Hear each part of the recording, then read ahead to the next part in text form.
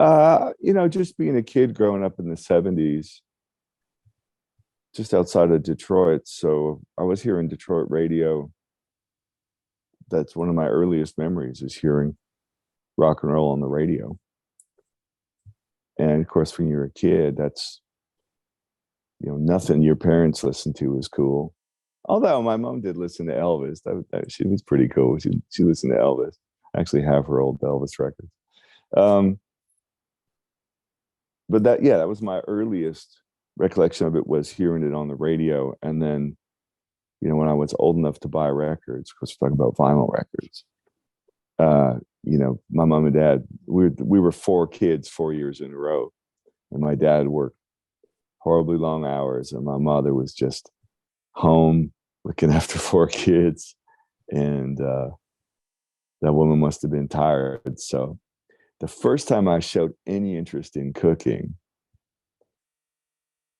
she was like, "Well, would you like to cook supper all the time?" I was like, "Well, I'll make a deal with you. If I can listen to my records while I'm cooking." She didn't want to hear Led Zeppelin. She didn't want to hear Robert Plant screaming through the house, or Black Sabbath, or anything like that.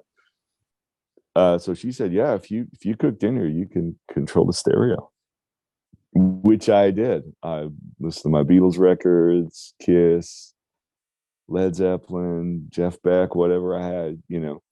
Um, and I love to cook. And to this day, I love to cook.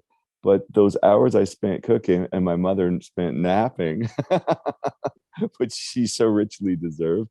So there she was napping.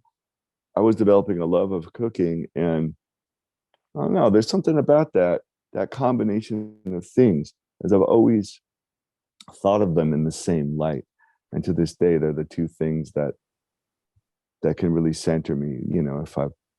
If the frustrations of the music business get to me at any point, I'll throw an apron on and go make up bloom some yeast, make a focaccia, make a sauce. You know what I mean? It's like Italian cooking. I'll run to that. And while I'm doing that, I can usually solve problems in my head.